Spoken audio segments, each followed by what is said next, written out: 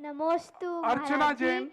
इच्छामी महाराज जी, मेरा प्रश्न ये है कि आप सिर्फ मोर पंख की ही पीछी, दिगंबर मुनि सिर्फ मोर पंख की ही पीछी क्यों लेते हैं और किसी पक्षी की पीछी क्यों नहीं लेते? और मेरा ये एक और प्रश्न है कि आप लोग हर साल पीछी क्यों बदलते हैं? मोर पंख का मूल कारण है, जितने लोग आप लोगों के बाल होते, यदि आप 8-15 दिन बालों को साफ नहीं करें तो चिक्कट हो जाते, कड़े हो जाते। और दूसरी, ये बाल जो हैं कठोर होते हैं। यदि आपका बाल आपकी आंख में डाला जाए और यूं रगड़ दिया जाए तो आंख कट जाएगी। सारे जितने लोग होते हैं तो वो जीवों की हिंसा करने वाला हो जाता है।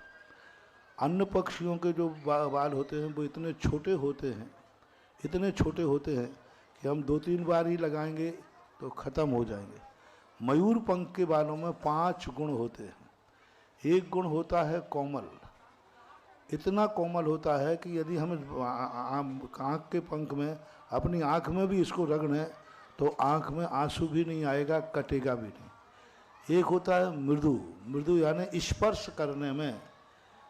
करने में इतना सुहावना लगता है जीव जंतु को कि जैसे हम जीव को लगाएंगे तो उसको चुभेगा नहीं।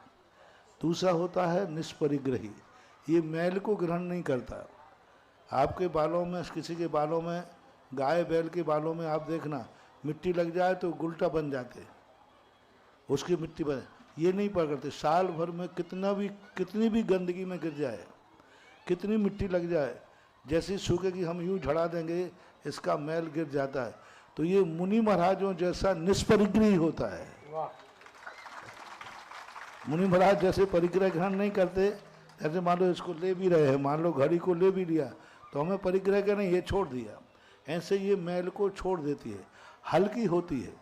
चींटी के ऊपर रख भी दी जाए तो चींटी मरेगी नहीं, उसको सुख महसूस होगा।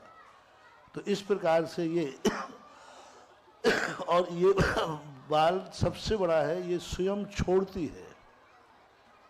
और जो पंख हैं वे कोई पक्षी छोड़ते नहीं हैं, उनके पक्षी के पंख गिरते हैं। कोई भी पक्षी है अपने पंखों को छोड़ता नहीं है, टूट जाने अलग चीज़ है, लेकिन मयूर जो है हर साल अपने पंखों को छोड़ती है, स्वयं इच्छापूर्वक छोड़ती है। ये टूटते नहीं हैं, ये छीने नहीं जाते। अन्य पक्षियों के पंख जो हैं हमें छीनना पड़ेंगे, और हम छीनेंगे तो वो पंख रहित होकर मर जाएगा। लेकिन मयूर जो है अपने सुता पंख दिवाली और दशहरा के बीच में सभी संसार के मयूर अपने पंखों को छोड़ते हैं, और इन पंखों को छोड़ते हैं और दूसरे पंख उस स्थान पर आ जाते हैं। इसलिए इन पंखों से मयूर को किसी प्रकार का दोष नहीं लगता, उसको कष्ट नहीं होता, बल्कि खुशी होती है कि हमने ये पंख छोड़ दिए। अन्य पंखों को यदि हम छोड़ेंगे तो नुकसान कर सकता है, तो इसलिए ये मयूर पंख की पीछी ली जाती है।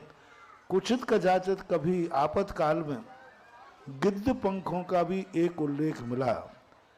पूज्यवर कुंदकुंज स्वामी, पूज्यवर उमा स्वामी महाराज कहीं किंवदंती है, आगम सिद्धांत नहीं है, कहीं जा रहे थे, मयूर पंछी गिर गई तो वहाँ गिद्धों के पंख पड़े हुए थे, उनको उठा लिया काम चलाओ।